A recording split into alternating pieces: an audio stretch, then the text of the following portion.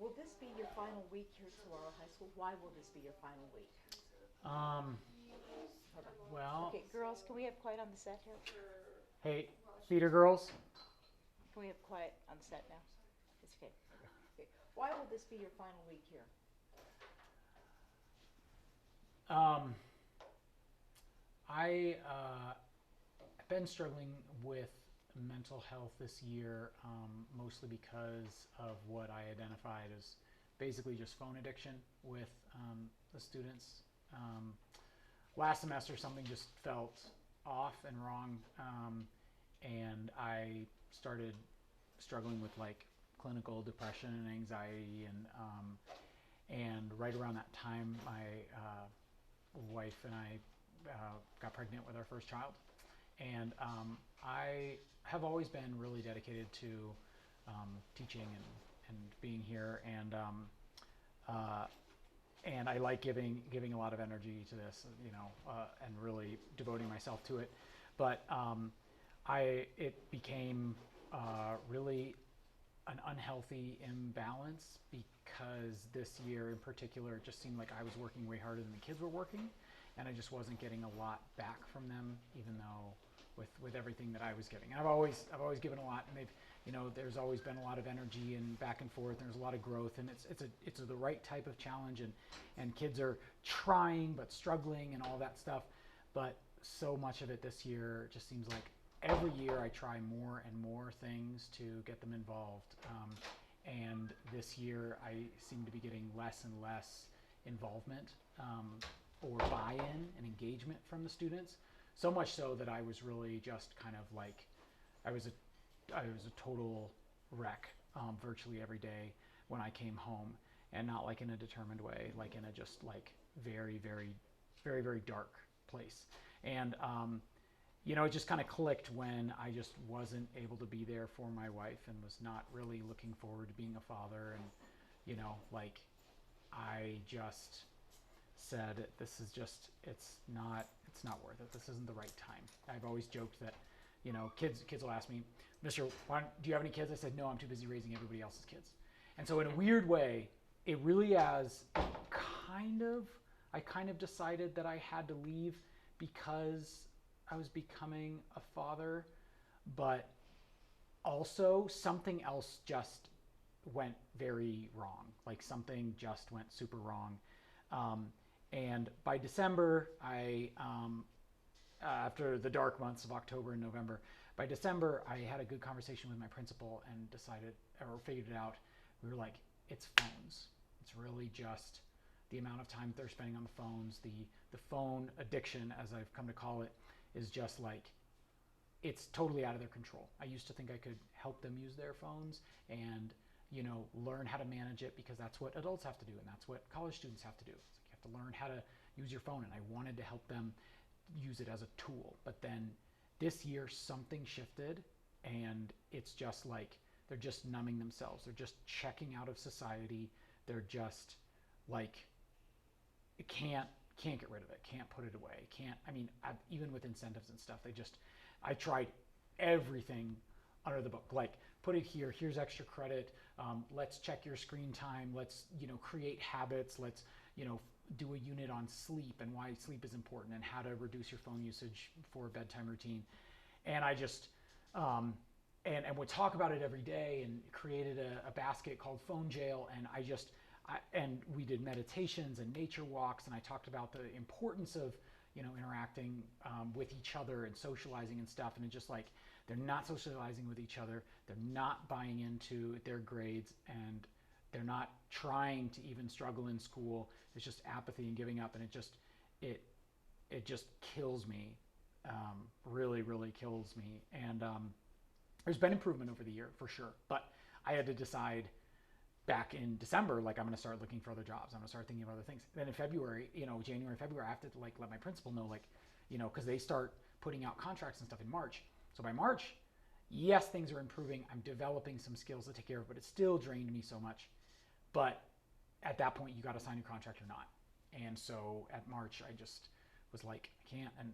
But the conversations that I've had with my colleagues and principal in the last few months here, we're all very focused on phones and phone addiction and phone policy, because we have a policy in the district, but it's so incredibly hard to implement with the kids. It's just like, I mean, yeah, we can say there's no drinking and driving, but people drink and drive all the time. We can say that, you know, alcoholics or, you know, like opioid addicts or whatever. It's just like, but you can't just make a law and then, you know, like you still have to enforce it. It's still a big problem. And, you know, I've struggled with addiction. My family struggles with addiction. So like, I get it. And I've like educated the kids on it and everything.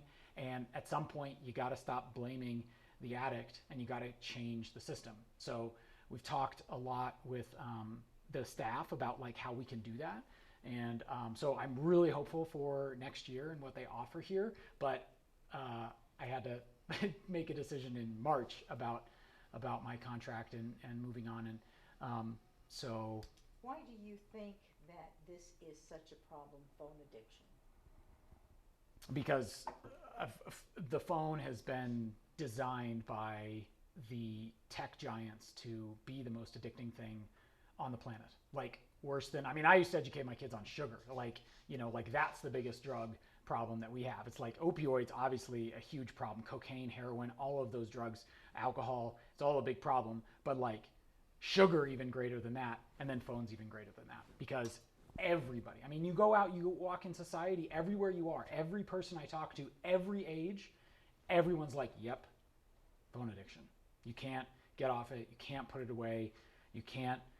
You know that it's bad and you can't get away from it. That's most people's relationships with their phones, because it's shiny, it's bright, there's notifications, and all the tech companies and Apple and like a lot of companies are doing things to say, oh, you have do not disturb and you can put it on silent and you know, you have airplane mode in there, or you can change your screen to black and white, or you can adjust your notifications and stuff. So they're trying to put the power in the hands of the user to say, oh, you know, like, oh, go ahead, you can control your phone usage there. But they're still making the most addictive product on the market. And it's app developers and then, you know, phone companies and stuff like that. But everything that they're doing is making this thing just, you have immediate rewards and like just,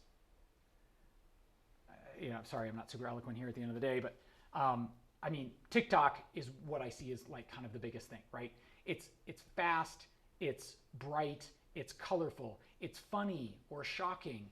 And you just get sucked in. It is totally, it's the best way that you could design a neurological stimulant and drug that would just completely take over.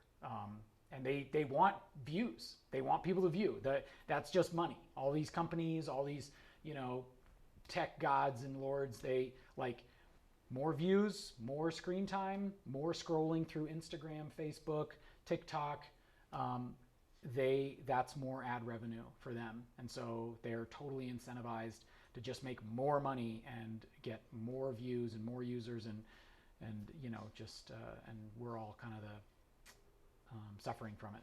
So you had mentioned earlier about what you tried to do, what you tried to help the students do to get off of this phone addiction. Yeah. Can you reiterate what some of those things are again? You said meditation. Yeah. I started doing little mini meditations with the kids, and we do some breathing meditations, and then also some like insight meditations, and that's really helped me in the last few years for sure. Last year we started the nature walks, which the kids really like, but it's like no phones, and for a while it was no talking, no phones, and you just go out and we just like sit on the lawn or like sit and look at the Catalina Mountains. We got this great view from our football field, and I just tell them that you can draw, you can write. You know, sometimes I give them different prompts or things to think about or whatever, and so we go out and just spend time, you know, just relaxing. Every kid comes back. I have them do a little reflection. Every kid comes back and they're like, that was so calm, that was so great. And same thing with the meditations. I thought that would be a hard sell at the beginning. It's like, it's not. Like everybody knows that it feels good and it works.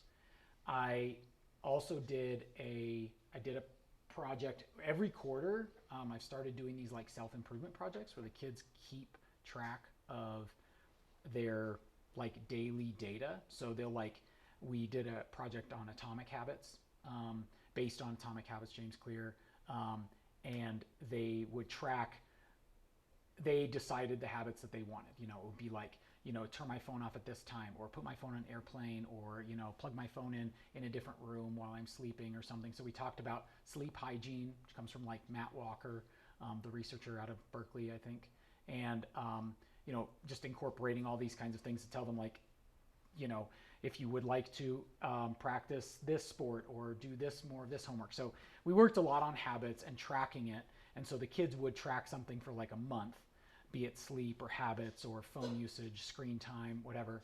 And then they would write a reflection, kind of like a lab report at the end of that experience. But I would talk to them about it every day. We did an entire test and unit on like dopamine and neurotransmitters and like how to change your brain. So talking about how repetition changes your brain, and what you do is who you are. Your actions become what you do. Your thoughts are what you become. And so I educate on that and put a whole bunch of quotes up and different things like that from, this is kind of based on Adam Grant stuff and Angela Duckworth stuff on grit and Carol Dweck stuff on growth mindset and that kind of stuff too. So we talk about that, but I actually make it lessons and stuff and then actually make it projects. The final thing that I did here was a phone detox challenge. After we watched a video, we watched the video of Jonathan Haidt being interviewed. And he just wrote a book called The Anxious Generation, and talking about the impact of social media on kids, flat out. And it's great. He's like an NYU professor or something. But he kind of inspired me to be like, okay, I've more or less been trying to get kids to get off their phones and reduce their screen time all year in many different ways. But this time I was like, listen, you don't have to do any work. You just have to try and reduce your screen time and show me what your screen time is.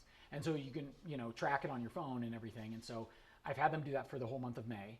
And we've been talking about, what do you do other than be on your phone, right?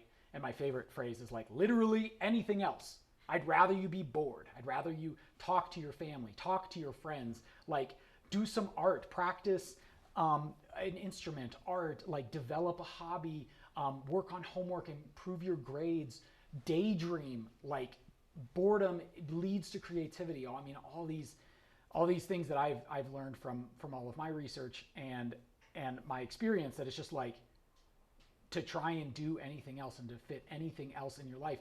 And so in this last month of May here, and kids pay attention and learn so much more at the end. Like everyone forgets the middle, but like what experience at the beginning and the end is always what like is most salient for you. So like this, I'm very proud. I'm really stoked. And a lot of kids have come to some realizations, like tell me stuff like even today, I just have, having conversations with kids, Mr., oh, my phone screen time is going to be really bad tonight because I'm going to a concert. I was like, what? You're going to a concert? That is literally the perfect thing to not have your phone on. Yeah, but we have this long drive up to Phoenix. I was like, what? You should be in the car talking with your friends, excited about the concert. And then on the way home, you should be talking all about the concert and enjoying that, like that time, being in the present. I mean, it's super Buddhist, and that's like what has helped me and what I talk to them about. But I was like, but that just underlies the issue that it's like they really don't know what it's like to live without a phone.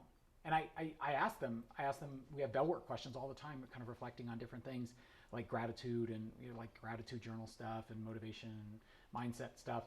And I'll say, what do you think we did 20 years ago before phones? Like for fun. They're like, I don't know.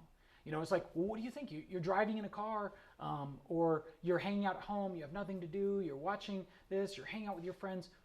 What else do you do with this? Like with this time? Literally anything else.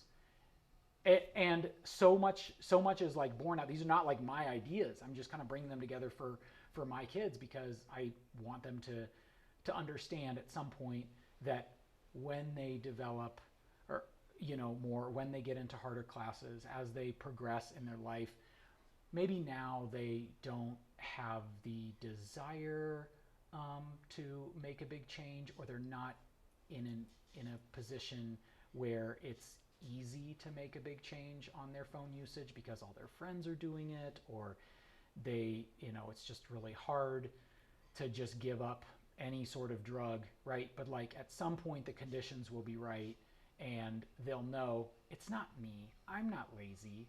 It's not that I'm a failure, that I'm bad at school, or I don't like this, or school is too hard. I mean, I hear all that stuff all the time, and I started to tell kids, it's like, you're not lazy. Your phone is distracting you. It is completely fracturing your attention span, preventing you from being able to like focus on anything, or learn something, or be excited about your future, or dream about the future, or reflect on the past, or hang out with your friends or socialize. I mean, so many kids struggle with anxiety and are just going to self-isolate in classrooms and stuff. I mean, it's like, it's absurd. And I want them to know, no, for many of them, like, I mean, there's clinical anxiety and depression, just chemical imbalance that happens with people, right? But so much of what they are struggling with, it's not them. It's not that they're wrong, or their brain is wrong, or that school is wrong, or that life sucks. It's like there's challenges in high school, but life's not supposed to suck.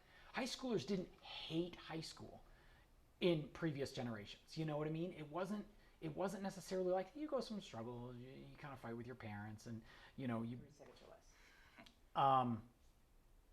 we need legislation and policy from the top down now to help help children with phone addiction. It's not their fault. And as a society, we need to prioritize educating our youth and protecting our youth and allowing their brains to, and social skills and happiness to develop in a natural way without their phones. With other phones? Without their phones. He said without. Yeah. Okay. Without. One more time.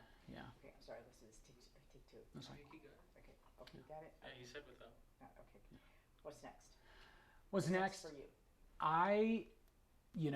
I'm going to raise my daughter and support my wife. I would like to find another job so that she could go part-time, but I have not been very lucky in that. I was turned away from Pima Community College for a position called like a student success, or like a learning success adjunct faculty. And like, I don't have a psychology degree or a counseling experience technically, so like I can't get that job. I've applied to another job called Learning Success Coach at ASU Prep Digital Online, which sounds right up my alley. I just haven't heard back. I applied to teach physical therapy technician training with Pima JTED, but they've been sitting on my interview for 6 weeks. I'm not a physical therapist, and so I think they're just not looking at me, even though I've been coaching and playing sports and fascinated with the human body, and for a long time.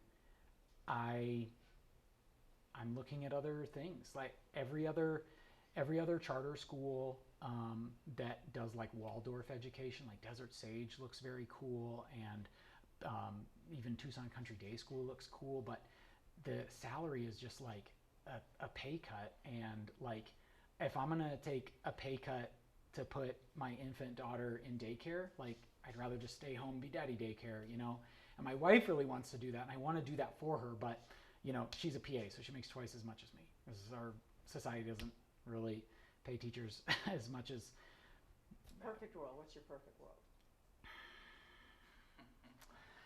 My perfect world is for the next year or two, while we figure out how to be parents, if I could get a remote or an online job teaching teachers or helping students be successful at whatever level, either it was local or remote, and then eventually I'd like to go back to school and get my PhD so I can like publish some stuff on this and try and help the problem from like a theoretical and kind of like a different direction rather than direct instruction. But I think we're going to figure this phone problem out with kids, and I think education's going to change dramatically in the next 5 years. So by the time my kids are in grade school, I'll probably end up back in the classroom, because this is just like This is my passion. It's what I love to do. um, yeah. Thank you. Thank you. It's very nice.